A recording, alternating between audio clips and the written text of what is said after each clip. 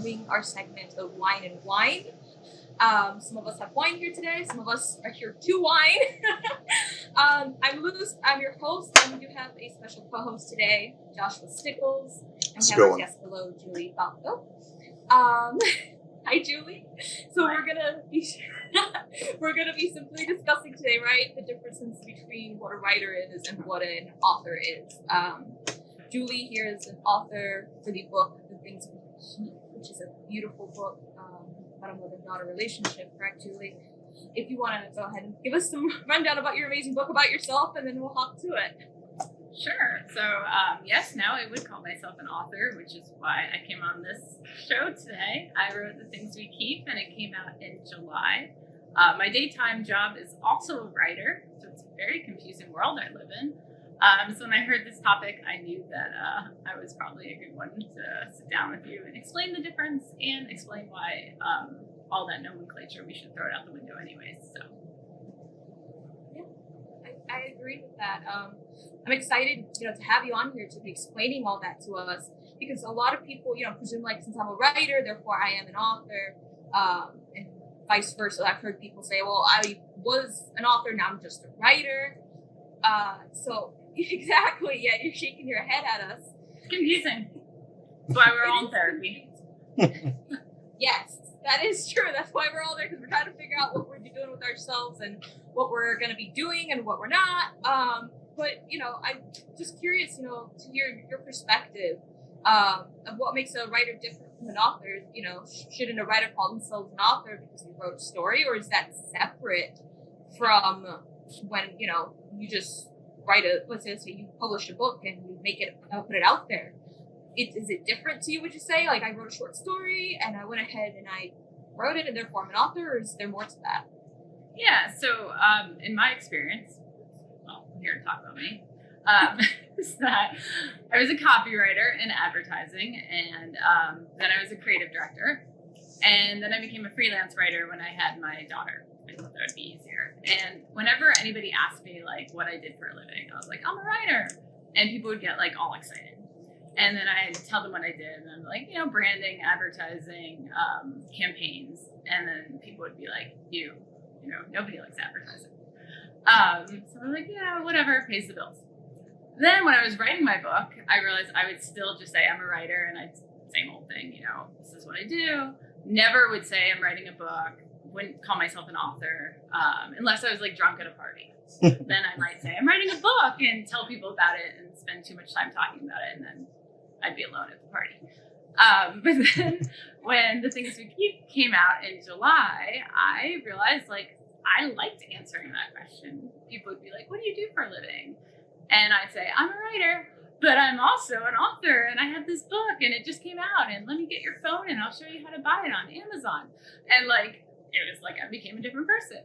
And I guess I'm here to say that that's total crap, and you people should not be like me, because I would have been so much happier if when I was writing the book, I just owned the author. That's what I was doing. That's what I want to be. That's a label. Why can't I just allow myself to have that? Why did I wait till the very torturous part of getting published, which is really, really hard and no fun, to allow myself that word? It's crazy, right? So would you say it's more a difference in mindset than kind of external factors? I think it really is. I think if I had just accepted, being an author isn't about the end goal. It's not about the publishing. Happens to be right next to me. It's really about allowing yourself to, believe in yourself. And maybe as writers, we're all insecure. I am. That it's a label I wasn't comfortable with because I didn't believe in it until I had the book.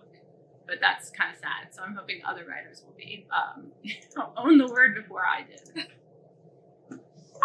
I think that, because you would sit there, I've seen it where a writer has published a magnificent book, or an author now at this point, and they struggle, the process, I've seen them struggle through the process of, I'm just a writer, as you said, and then at the whole time, they really were just an author who just didn't own it, and that is actually amazing. That's a great perspective to look at it, because if you own it, you basically do it. I love that. Would you say that probably helps with confidence as well? as far as taking ownership of it and just saying this is what I am, rather than waiting to achieve goals? Like, do you think that they kind of play into each other to make you more confident, and then that plays into helping become a better writer, a more confident writer, that kind of thing? Yeah, I think the more confidence you have in your writing, obviously, the better writer you are too. Or maybe you're so confident in writing stuff. That's cool too. But yeah, I think the really hard part about the word author is some of us think, okay, well, there's like, if you have to sell a certain number of books to be an author? Or is it like, are authors only the people that like Reese and Oprah are talking to? Which, hello, I'd love to talk to both of you. Like, why do I feel like you write a book and then you get it published, or you do self-publishing, whatever, and then you make like the goalpost even farther away. You're like, well, I'm an indie author, or like, you know what I mean? We're putting categories on it, which is just limiting. So I'm here to stop all that. So would we say like just that limitation, do you think it stops people from wanting to pursue, let's say, different categories in the writing community? Because as you said, let's say someone looks at something and they're like, well, I'm just an indie writer, I'm not really a huge bestseller type of writer. It creates these subcategories or subcultures. Do you think that limits the writer or the author entirely? I don't know. Like, I don't want to speak for other authors. I just know that I've seen that, like, within the writing community, people say that. And then it's like, I've read some amazing indie authors, and it's like, oh no, baby, like, you should be calling yourself an author because this book is good. I think it's just, it's a tough industry to crack into. And, the people that get get noticed are some of the more well-known authors, so that makes everybody else feel like a little bit in their shadow. But, I do feel like there's this wave of people like me and people like lots of different authors that are maybe with an independent publisher. And I think where the future of publishing is going, like, there's only really like 4 big publishers right now. Like, we need the independent publishers to have different voices. Like, nobody wants to hear the same authors, so we love you, but like, we need more diverse voices, we need more diverse writing, and so the more writers that believe they're authors, the more stories we'll hear. Do you think that things like social media, as well as platforms like Twitch and YouTube live streaming, and being able to self-publish and reach an audience, a large audience, on your own merit, basically, do you think that the benefit of that outweighs the cost of the time that you have to put in to maintain and grow? Do you think that hurts the art or takes away from the art enough to make it more favorable, something worth doing? Well, I can tell you that the way I got published is because I joined Twitter, and I actually read an article about like, oh, you want to get published? Here's some like different ways to go about it. I did like the querying where you wrote agents and they made you feel sad. I did hear back from some agents that were really, really nice. And then I read this article about like how you can do this like Twitter pitch where you can pitch to agents. They do it about like 4 times a year. Pitman. And I was like, oh, I could join Twitter. Like, I'm a writer. Let me try it. And so I would just kind of tweet as I did my work, and my platform grew. And then I did do Pitman, and that's how I got my publisher. So it's hard for me to not say, like, social media, yeah, it takes time, but it also lets you reach people that, yeah, people like me would have never probably reached. I would have probably still be stuck in some query pile. So it does take time, but I think it's really a cool way to meet other people, other readers, other writers, and, social media is not all bad. I gotta say, it's really refreshing to hear. I used to interview various artists, and all of them were already on Twitch, Instagram, Twitter, and what I heard from, I'd say probably half to even 2/3, was just that it caused some burnout and frustration, just because they felt like it took away too much, or just freaking out about analytics and insights, and I'm not reaching as much as I was, last week or last month. So it's really nice to hear, somebody who just more or less is kind of a positive experience with it. I think that's a hopeful thing for people to hear. I think, remember, advertising is my job. So I don't actually look at the analytics of stuff. Like, to me, Twitter, and now I'm on Instagram, is it's about connecting with people. And so, like, I have connected with some readers that have written me, like, emails that I will keep for the rest of my life. And they read my book, and they, like, told me it, saved their marriage. Or another reader told me it made her forgive her mom after 60 years. And, like, I would have never reached them. I would have never talked to them if I wasn't on, Instagram and Twitter. And it's why you write books, right? Like, that's just so cool. Do you feel like you do anything different as far as how much time you spend, promoting or tweeting? Like, do you feel like you do anything particularly different than most people? Any kind of advice that you might give or suggest people change? I write whatever's in my head.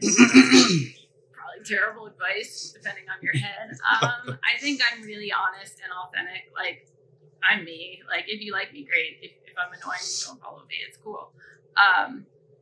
I don't think about it a lot. Like, it's like, I don't know, I'm eating an apple and something funny happens and I'll tweet about it. My writing, I'm very honest and open. I tend to write from the heart. So I'm okay sharing some of the, like, not pretty stuff. So I would just say, just be whoever you are. Like, that's what people connect to. It's weird marketing yourself. Like, I put it as a to-do list on my list. I deal with clients all the time. So I try to now treat myself like my client. Like, make sure at least once a week I'm trying to sell my book somewhere. Doing a podcast like this, right? Like, it gets me to talk about my book, The Things We Keep. It's weird. That part is really hard, but I think social media helps us all market ourselves, which is great. I see books all the time that I'm always, like, putting it on my, to read pile. So in short, probably. Oh, I'm sorry. Go ahead, Josh. I was gonna say, in short. So would you just don't overthink it? Just kind of be you, do your own thing. Don't overthink the stuff. Don't hyper focus. Like, unless you're spending money, don't be looking at your data. Like, that's just weird. Like, just be who you are. Sometimes I tweet something and I think I'm, like, super funny, and, like, nothing happens, and it's like, whatever. It was very funny to me. You know what I mean? Like, the deleted tweets folder we all have, where we delete the tweet afterwards. Yeah, like, I think, be whoever you are. Don't worry about the data, unless you're paying. Don't worry about the data. And just let it grow from there. Like, I didn't try to do anything. I just was me. And my me looks different than other writers and other, artists, and that's totally cool. That's what makes it fun. Yeah, I was gonna say, do you think, as for upcoming authors, if right now we didn't have social media or they don't have access to that ability to get so many followers and such, would it be easier for them to reach out to bookstores or try the old school method of trying to talk to people, hearsay, or would you say trying to go that extent and getting that social media account going would help out a lot or benefit them? What's funny is the social media is great for reaching readers, but it's also great for reaching other writers. And that's the part I probably didn't realize that I needed, is, like, the writing community on Twitter is, like, the real deal. Like, I have people who beta read my novel. I have people that, like, oh, you have a question about something. Like, you wind up getting people that, like, and, there's other debut writers that are, in my either, like, Facebook circle or whatever, and we support each other. So social media can also be, like, a support system, especially for authors, because it's a tough path. It's definitely not all fun. This is crazy to hear. It's just, it's so much negativity surrounding, like, that topic in general, and just very cavalier about it, and just mostly positive things to say. I think that's really nice to hear. I can be negative if you want to be negative. Oh, no. Let's be negative about Goodreads was hard for me. That was the hardest thing about it. Author, the part I hadn't thought about, right? Like, you want to be loved. I write and I talk because I want people to read my writing and feel something. And I wasn't ready for the review part. And my reviews actually have been overall, like, I shouldn't complain, very nice. Readers have written amazing stuff. But you know, you can't, I've got flashbacks in my book, and some readers take flashbacks, and that's totally okay. But getting reviewed on a social media platform, getting stars, like that whole world is challenging, and I don't like it. Well, you know, I'm going to jump off with that. Do you believe the way someone handles feedback determines how they are as a writer or as an author? Like, where do they fall on your chart? Do you think somebody who's just beginning to write can't handle the feedback, therefore they're not going to progress? You know, more about that. I'd like to hear your perspective. Yeah, you know, I think working in advertising, I can take a lot of feedback because, like, you're taught to basically listen to a client, tell you what they think, and then you smile and you say, okay, I'll work on that and get it to you, you know, tomorrow. So I think that set me up really well for the editing process. The editing of my book, you know, I went through about 4 rounds with an editor, and I loved it. Like, I was like, oh my God, what a good question. Like, it was really interesting to get feedback and just think about my story from a different lens. I also had been like with my book for like too long. I needed someone else's perspective. So my thought is, feedback is hard. Like, I'm not going to lie. Like, it is hard, but I think it's really essential to being a good writer. Like, nobody writes a book and it just goes out. Like, you need feedback. But I also think it's okay to own that it's not easy, and sometimes it feels like someone's like stabbing your heart, and that's like, okay, you feel that pain, and then you figure out like how to grow from it, because writing needs feedback. A good writer definitely needs to deal with it. Do you find that pretty natural to find that right mindset between not taking too much of it to heart to the point where it like is it evokes such negative emotions that it like could possibly make you not take as many risks in the future, or versus the not listening to it at all and not growing from that advice? Like, do you find that it's a conscious balancing act that you're doing, or is once again just kind of do your thing, just kind of a more natural progression for you? Yeah, I mean, I think there's some feedback you can take easily, and but I think, you know, as an author, as a writer, you put a lot of love into your work. So I think you let yourself have that moment of like, wow, that feedback totally hurts. And then the next day you kind of breathe through it. And usually even like the harshest feedback, I can usually see like, okay, the next day I can see a way forward, and I can see like the why. If it's something's like total, there were 2 things that I pushed back on that I was like, thanks for the feedback. No way. But for the most part, I think you have to open yourself up, even if it's just to like get a different perspective to your writing. Like that is the only way forward. I think if you're too stuck in your mindset, it just gets in the way of making it better. You know, here's some good feedback for you. JD Grayson, one of your fans or followers on Twitter, I love just JD. posted. Yep, they just posted and said you are funny. So there you go. Nice feedback. JD, you doubted that I was funny? Have you not followed me on Twitter my entire career? I found that funny because we're talking about it. He's like, "Oh, you are funny. You are. You really are. Follow you, and you do lighten up my day." So I do agree with that. And you know, you have great answers, right? Everything you're explaining it's very thorough and it's understandable. I would say, what is the biggest tip you would give an author if they were like to just try and get out there? They want to like be similar to you, where you figured out the marketing, you figured out what to do, and treating themselves. I wish I figured out the marketing. Come talk to me when I'm in like, you know, a book club box or somewhere else. But one is like, I keep a list of everything I try to do. You know, I think I joked to another author that has a book coming out soon that marketing feels like a marathon, and like I don't run. Like, a bear could be behind me and I'm not going to run, but like marketing is like, holy, like you are in it for the long haul, and it is exhausting. And pace yourself, you know, have some snacks, but just try to do different things, and some things are going to work and some things are going to like be like the waste of money. And you just got to accept that. But I would say just, you know, try to reach people in different ways, and also do what you like. It's your book.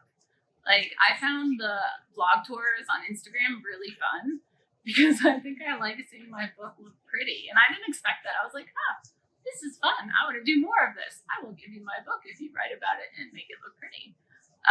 Whereas some things I just feel like I'm, putting an ad out and shouting at nobody. That feels less fun to me. So market what feels good. Yeah. I'm going to jump in here real quick and ask one more question for you.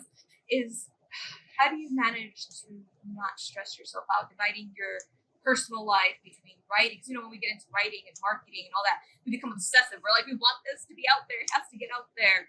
And then we slowly start to just let our personal life disappear, or in some cases, we neglect it to a point where, we don't have one anymore. How do you manage that? How do you differentiate yourself? Well, I have 3 kids, so they keep me pretty. And a dog who's like 100 pounds. Needs a lot of attention. They all want to eat, so that helps. I found the month before my launch of my book probably the most, I was also moving across the country. Don't do that. But I felt the stress. That's the most I've ever been stressed, where I was like, oh my God, my book is going to be published. I know I wrote it. I know I wanted readers to read it, but that was really hard for me. That sounds so dumb, right? And I really felt the stress. And my book there were some little small, publishing issues that happened right before launch just to make me, completely stressed. Amazon lost all my pre-orders and, oh, no. Casual stuff like that. That made it really hard. But in the end, honestly, I had one reviewer that reached out to me before my book went out. It was through NetGalley, and it was amazing, and that just helped so much. So to any of you people that do NetGalley and read early reviews, you are probably an author's saving grace. I remember reading that review and being like, oh my God, it's not going to be so bad. They're not going to hate it. This isn't crazy. So whatever you can do to have that moment of, look for the light. There's always going to be negativity and whatever, but find that light that makes you glad you did it and de-stresses you. I mean, in general, I handle a lot of stress pretty well. Again, advertising, it makes you build for obviously I'm not plugging advertising very well, but it's a tough job. But it helps you manage lots of different things. So I manage myself like I'm one of my clients. I really do. The book is in my list of to-do things, and it helps me not stress and just, you do what you can. I like that. We've got oh, go ahead. All right, Josh, you can go first. Go ahead. So there's a question. Stigmatic Mender said, are there any tips to give to a writer who is just beginning the journey of trying to write a novel? What kind of hardships do writers regularly come across? The list of what we don't come across are probably short. Yay, congratulations. You just started doing something amazing, which, a lot of people don't even try to write a book. So first, be very happy that, you're attempting it. I would say writing the book is the easy part, which I didn't realize and sounds so scary because writing a book is hard. But writing the book is the easy part. Then you need to be open to criticism. You need to share it. I was really shy about sharing my book. It felt really weird to me, which is funny, right? I'm actually really shy. So people reading my words felt I guess, I always joke, standing naked, holding Jell-O. You can't look cool doing that, right? That's what reading a book feels like to me. So beta readers were really hard for me, but you need to do it. Then you need to not get upset by their, feedback, and then you got to keep writing. And then you need to figure out when you're ready, when it's polished and pretty, and you're going to think you're ready probably 2 drafts before you're ready to, start querying to agents if you want to. And querying is just a lot of rejection. Maybe get a cat, because cats tend to reject you a lot, and it will get you ready and used to just getting claws. You get a really angry cat, and then once you can handle your cat, query some more. And just don't give up. And then and then you'll get a book. Is that a good answer? Did I just scare that writer? Did I just start drinking? I don't know. Well, most good writers do, don't they? Yeah, it's true. Doesn't hurt. So we've got another quick question. Magnolia 3169. How do you guard your mental health while writing on painful topics? I love that everyone thinks I'm not stressed and I have mental health. This is great. So I find writing like therapeutic. Like writing a book was probably cheaper than therapy. I mean, I haven't done the cost analysis, but pretty sure. I just love writing about like honest things. Like for me, writing about grief was a way for me to explore grief. My mom died probably around 11 years ago now. And I was really surprised about how much it sucked. And like, I love to read books, and I felt like no book kind of prepared me for that. I was like, where's my fiction novel that got me ready to like be raising a kid without like a mom? And I thought I need to write one. I think this could help people. I think it's interesting. And so I guess I don't protect my mental health is the answer, but I do find writing to be like therapeutic, and it opens me up, and it makes me like a better human. And if anybody wants to pay for therapy for me, let me know. That is beautiful. Yeah, it's writing. I have to agree with you. I do write on vacation, and it is therapeutic. It's something that you learn to just. The paper's not going to judge you, I think you would say. It's not going to judge you. It's not going to tell you that it hates you or anything. And you have an excellent point on that. It's very, very, very fair and honest. Actually, Magnolia just responded with very fair and honest. So, yes. Oh, and Grayson just said, "Hey, Mags." So there you go. For those people in the chat that may not be familiar with your work, do you want to tell us just quickly about the book, the title, where to find it, general overview? I love you. Yes. Yeah, thank you for helping me market. So The Things We Keep is on Amazon and I don't know, a few independent publisher places and Barnes and Noble and all that good stuff. But yeah, so I started writing it after my mother passed, and I felt like a lot of fiction novel for me is like, I love reading them. I love getting into the story. I learned so much about myself. And I didn't feel like a book did a good enough job just using grief as a theme. Like, grief is a strange, weird journey. And I felt when I went through it kind of alone. And I thought, I don't want people feeling alone. There's got to be a way to write a fiction novel where grief is more than just a character dies and then the other character moves on. Like, that's just not how life works. So I started to kind of map out this idea for The Things We Keep. And I guess, I had 3 kids. That kind of slowed up some of the process. But also made it more real. It's also a really tough mother-daughter story. I've connected with so many people that like have tough relationships with their parents. And again, I wanted an honest novel that kind of like brought some of these issues that I know so many people struggle with. And of course, had some mystery and like cool stuff in it. It's not all like down. But there's room for novels to just like represent our world better than they are right now.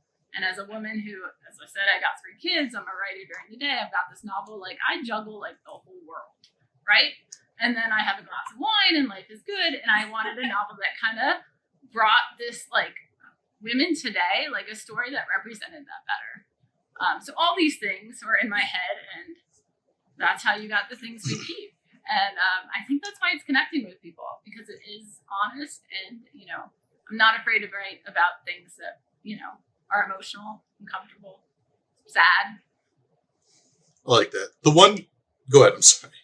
Oh, go ahead, Josh. I was just agreeing with her. It's a phenomenal book. It is a phenomenal book.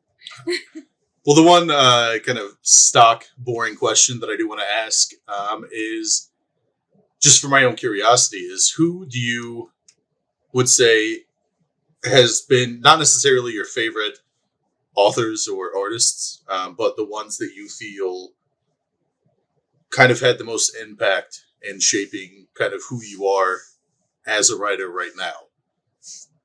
Well, I can tell you that I read as much as possible. I started because I'm working on a second book, And I started reading all the books that are like hitting all the top 10 lists because it like makes me mad and I want to figure it out. I'm like a detective. Like, why do women like this book? Or why do men like this book? Or, you know, what's cool about the characters? So I would say every book out right now that's on the top 10 list is my inspiration for my next book. I love reading debut writers because to me it's about like creativity and it pushes me.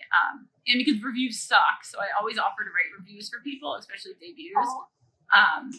And I love that I never know what the book is about, so I read crazy stuff, which is good for me because it pushes me out of my comfort zone. When I was younger, I loved reading anything that I like emotional stories. It's no surprise that my book has emotion in it. If I'm reading something, I want to feel it. So there's like a lot of authors that just, you know, aren't afraid to have emotion. And those are definitely the ones that I like to read. What do you think the most impactful book is? Like, for instance, I read The Road by Cormac McCarthy last year, and I just had never been, like, it completely floored me in a way that literature never had before. I didn't even know it could. And amazing author, though, right? Amazing author, yeah. Not afraid to take chances, writes the way he writes. And I love that. Yeah, you know, I think everybody has their own book. Like, I think reading is so personal. And this is why I think, like, there's so much room for publishing to publish more, you know, voices, is that the book that impacts you is different than the book necessarily that impacts me. For me, it was Their Eyes Were Watching God by Zora Neale Hurston. I read it in college, and it's a beautiful story, but the thing that impacted me is the writer is emotional. She is like her, you know, has a little sweetness to her style. And before that, I had kind of been told to like hide that. I actually had a few college professors that's like, whoa, tone down the emotion, girl. So when I read her, I was like, well, she just owns that. Like, that's her voice. And so for me, that was a moment where I was like, maybe I can just own who I am and see how that goes. That feels way more comfortable. So that was definitely one of those books in my life that just, it made me feel okay with how I write, which worked out okay. It's really good. What was... One more time, I'm sorry. What was the name of that artist? No, I love the questions. author? This is fun. I don't want to go see my kids. Oh. No, my husband's there. It's okay. Nobody called the police. My husband's there. He has pizza. There's a movie, but this is way more fun. So this is more of a, I guess, comment than a question. But you seem to be a little more analytical than a lot of the artists that I've interviewed in the past. Like, you seem to be like very matter of fact and kind of like, this is the plan. Like, this is like very systematic, analytical as far as you approach things. Like, not a lot of ambiguity. Is that what you're saying? In a roundabout way, I suppose. But I like it. You know, I feel like that's not, in my experience, which anecdotal, obviously, I don't feel like that's as prevalent, at least for me. I haven't experienced that as much. Yeah, you know, I think probably one of the reasons I became a creative director early is that I have both sides to my brain. Like, I love creativity. I love pushing people to like be their best selves, but I also love a good deadline and a good schedule. So I think it does help that I've kind of had both parts of my brain. I am analytical. I have definitely strong feelings and thoughts, and I stick to them. But I get the job done, right? So, yeah. I mean, creativity doesn't have to be all loosey-goosey. There are people like us that don't mind a good list. I like that. Well, you know, we're wrapping up now because we passed our 30-minute mark. Julie, can you show off your book one more time for us? Yeah, let's here, let's hold it. Let's look how pretty. It's the girl. I was gonna say my log line, which I don't remember. It's you can bury your mother, but not your childhood. And the things we keep. And then actually the image of the girl. It's not my daughter's, but it was inspired by those old black and white like outlines you do for children. It's something you would keep, you know, as a memory. But to me, the things we keep is also about like the things we keep from each other the things we keep after someone like passes away, and the things we keep like as we live on. So that's where the name came from. It's I very like it. beautiful book, honestly. And where can we get it? Simple and graphic. You said Amazon. Amazon, Barnes and Noble, and ask Oprah for it. We hopefully get Oprah's attention, and we'll go on Twitter. We'll spam tweet it over there for her. It's like, you have to bring her onto the show. You gotta show it off. Everybody gets a free book. Yeah, you get a free book. And actually, no, I need the money. You don't get a free book. Every other person gets a free book. Do you have any social media? Anything you want to plug right now? Oh yeah, I mean on Twitter, I'm misplaced comma too. So I'm a comma on Twitter, and I love being a comma on Twitter because I can write whatever the hell I want, and nobody can judge me. But it's a little weird because I also plug myself, so now everyone knows I'm also a human. On Instagram, I'm my author name, Julee Balk. With 2 E's. Julee. You should know that. Yes. And I'm going to read one more comment on here because Magnolia left another comment. They said, your book is my next read. I'm estranged from my mother. Thanks for your courageous write. Yeah, and Mags, obviously, like, I wrote this book for people like you that don't have, like, that, let's go shopping, Mom, because there's a lot of us out there. My mom was awesome, but, she was fierce, and there's room for books that kind of show other relationships. There's healing in that, and it's a good thing. Well, Julie, thank you so much for joining us tonight. Honestly, it's a pleasure having you here. Like, you're so upbeat and beautiful, like, amazing person in general. Guys, if you aren't watching, go follow her on Twitter, Instagram. Get the book. It's amazing. Buy my book. Buy it. Then you get another book. But it was a pleasure having you, right? And that's ending our segment there. Again, you're amazing. I can't stress this out enough. It was just wonderful having you as a guest. You're just outstanding. But you have a good night tonight, right? Everybody else as well. Have a gorgeous night. You guys all take care. Stay safe. Don't do anything stupid. That's my rule of thumb. There you go. Have a good night, guys. A little stupid. Have a good night. Bye there. Bye-bye.